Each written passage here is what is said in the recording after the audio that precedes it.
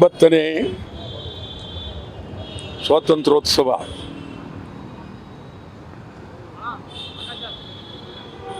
ಇದು ನಮ್ಮ ದೇಶದ ಪವಿತ್ರವಾದಂಥ ದಿನ.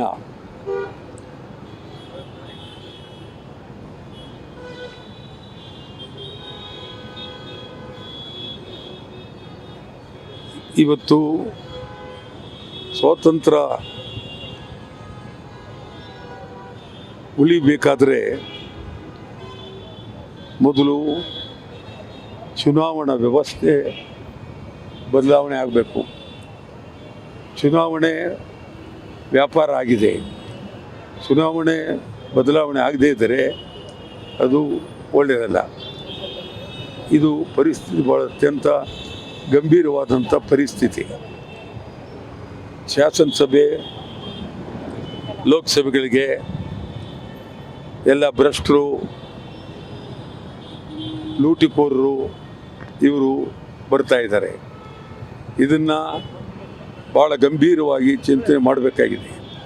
ಪಾರ್ಲಿಮೆಂಟು ಅಷ್ಟೇ, ಶಾಸನಸಭೆಗಳು ಅಷ್ಟೇ, ಎಲ್ಲ ಗಂಭೀರವಾಗಿ ಚಿಂತನೆ ಮಾಡಬೇಕಾಗಿದೆ. ಜೈಲಿನಲ್ಲಿರಬೇಕಾದವರು ರಾಜಕಾರಣ ಮಾಡ್ತಾ ಇದ್ದಾರೆ.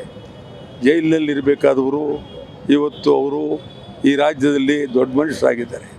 ಜೈಲಿನಲ್ಲಿರಬೇಕಾದವರು ಸ್ವಾತಂತ್ರ್ಯ ದಿನಾಚರಣೆಯನ್ನು ಆಚರಣೆ ಮಾಡ್ತಾರೆ. ಇದು ಮಹಾತ್ಮ ಗಾಂಧಿ ಅಪಮಾನ, ದೇಶಕ್ಕೆ ಅಪಮಾನ. ಇವತ್ತು ಇದರ ಬಗ್ಗೆ ನಾವು ಭಾಳ ಗಂಭೀರವಾಗಿ ಚಿಂತನೆ ಮಾಡಬೇಕಾಗಿದೆ. ಚುನಾವಣೆ ವ್ಯವಸ್ಥೆ ಬದಲಾವಣೆ ಆಗದೇ ಇದ್ದರೆ ಖಂಡಿತ ಒಳ್ಳೆಯದಲ್ಲ. ನೀವು ಏನೇ ಹೇಳಿ, ಇದು ಎಲ್ಲ ಚುನಾವಣೆಯೂ ವ್ಯಾಪಾರ ಆಗೋಯ್ತು. ವ್ಯಾಪಾರದ ಎಲ್ಲ ದುಡ್ಡು ಪ್ರತಿಯೊಂದು ಗ್ರಾಮ ಪಂಚಾಯಿತಿಯಿಂದ ಹಿಡಿದು ಲೋಕಸಭೆ ಒಳಗೂ ದುಡ್ಡು ದುಡ್ಡು ದುಡ್ಡು ದುಡ್ಡು ಬಡವರನ್ನು ದುಡ್ಡು ಕೊಟ್ಟು ಅವ್ರನ್ನ ಹಾಳು ಮಾಡ್ತಾಯಿದ್ದೀವಿ. ಮತ್ತು ಬಡವರಿಗೆ ಯಾವುದೇ ನ್ಯಾಯ ಸಿಗ್ತಾ ಇಲ್ಲ. ತಮಗೆ ಹೇಳೋದಾದರೆ ಸಂವಿಧಾನಬದ್ಧವಾಗಿ ಸಾಮಾನ್ಯ ಜನನಿಗೂ ನ್ಯಾಯ ದೊರಕಬೇಕು. ಆದರೆ ಗ್ರಾಮೀಣ ಪ್ರದೇಶದಿಂದ ನಾವು ನೋಡಿದಾಗ ಒಬ್ಬ ಗ್ರಾಮೀಣ ಪ್ರದೇಶದ ನೋವಿನಲ್ಲಿರ್ತಕ್ಕಂಥ ವ್ಯಕ್ತಿ ಸಾಮಾನ್ಯವಾಗಿ ಆ ಗ್ರಾಮೀಣ ಪ್ರದೇಶ ಹತ್ರ ನ್ಯಾಯಾಲಯಕ್ಕೆ ಹೋಗೋಕ್ಕಾಗ್ತಾಯಿಲ್ಲ.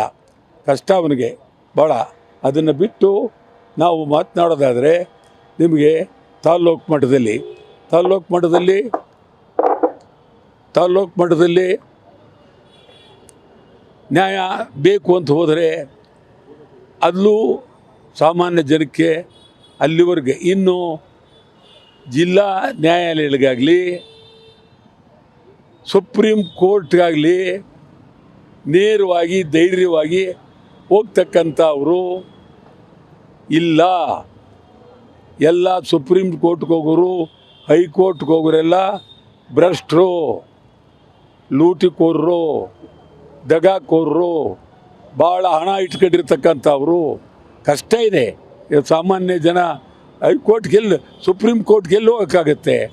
ಸುಪ್ರೀಂ ಕೋರ್ಟ್ಲಿ ಆ ವಕೀಲರ ದುಡ್ಡು ಕೊಟ್ಟು ಹೋಗೋಷ್ಟೊತ್ತಿಗೆ ಇವನು 3 ಸಾರಿ ಪುನರ್ಜನ್ಮ ಬರಬೇಕು.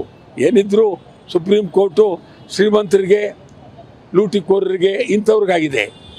ನಿಜ ವಕೀಲರುಗಳು ಅವ್ರ ಫೀಸು ಯಾರಾದರೂ ಇವತ್ತವರೆಗೆ ಸುಪ್ರೀಂ ಕೋರ್ಟ್ನಲ್ಲಿ ಸಾಮಾನ್ಯ ಜನರು ಹೋಗಬೇಕೇನೋದು ಯಾರು ಯೋಚನೆ ಮಾಡ್ತಾಯಿಲ್ಲ. ಎಷ್ಟೋ ಜನ ಕೊಲೆ ಕೇಸ್ನಲ್ಲಿರೋರು, ಹನುಮಂತರು ಕೆಲವರು ಬಿಡುಗಡೆ ಮಾಡಿಕೊಂಡು ಆರಾಮಾಗಿದ್ದಾರೆ.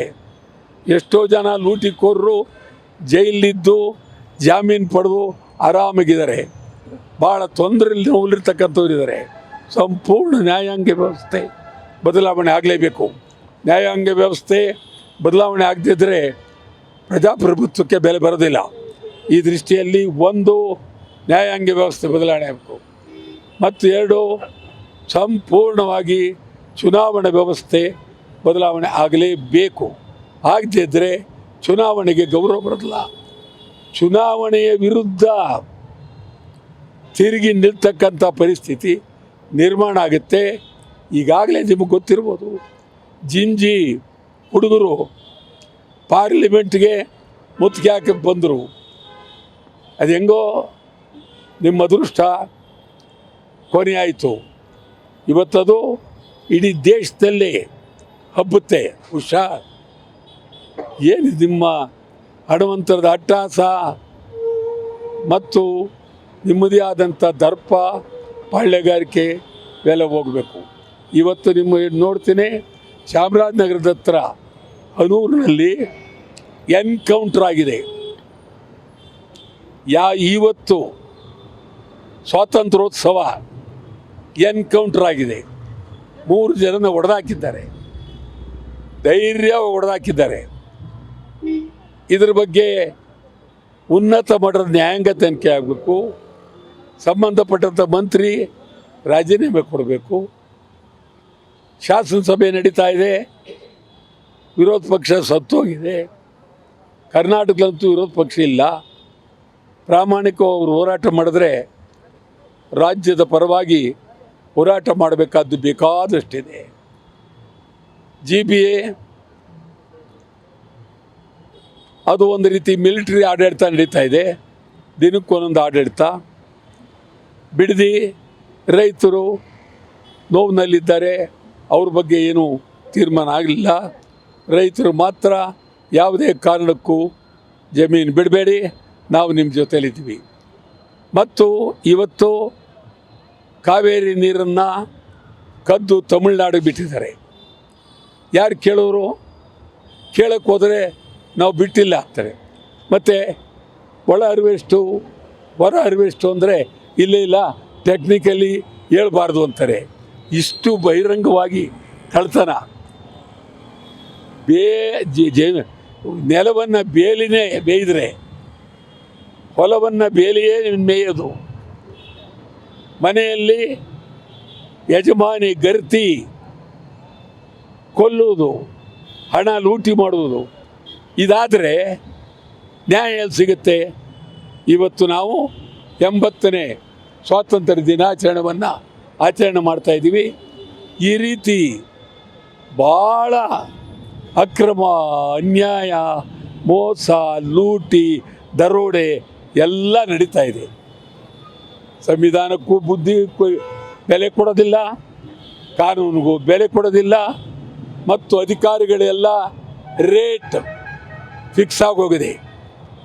ಒಂದೊಂದು ಇಲಾಖೆಯಲ್ಲಿ ಒಬ್ಬ ಬರೀಕ ಅಧಿಕಾರಿ ಇಷ್ಟೆಷ್ಟು ಹಣ ಕೊಡಬೇಕು ಅಂತ ಹಣ ಕೊಟ್ಟು ಅವರು ಅಧಿಕಾರ ಪಡಿತಾ ಇದ್ದಾರೆ. ಎಲ್ಲ ಇಲಾಖೆ, ಪೊಲೀಸ್ ಇಲಾಖೆ, ನ್ಯಾಯಾಂಗ ಇಲಾಖೆ, ವಕೀಲರು ಎಲ್ಲ ಸಂಪೂರ್ಣ. ಇನ್ನು 80ನೇ ಸ್ವಾತಂತ್ರ್ಯೋತ್ಸವ. ಮಹಾತ್ಮ ಗಾಂಧೀಜಿಯವರೇ ದೇವರು, ಮತ್ತೊಬ್ಬ ದೇವರಿಲ್ಲ. ಅಂಥದ್ರಲ್ಲಿ ನಮ್ಮ ದೇಶ ಉಳಿಬೇಕು, ಪ್ರಜಾಪ್ರಭುತ್ವ ಉಳಿಬೇಕು. ಹುಷಾರ್, ಎಚ್ಚರಿಕೆ, ಇಲ್ಲದರೆ ಅಪಾಯ ಕಾದಿದೆ. ನಾವಂತೂ ವಿದ್ಯಾರ್ಥಿಗಳ ಪರ, ಯುವ ಜನಾಂಗದ ಪರ ಭಾರಿ ಹೋರಾಟ ಮಾಡ್ತೀವಿ. ಸ್ವಾತಂತ್ರ್ಯೋತ್ಸವದಲ್ಲಿ ನಾಡಿನ ಜನತೆಗೆ ಶುಭವಾಗಲಿ, ಒಳ್ಳೆಯದಾಗಲಿ.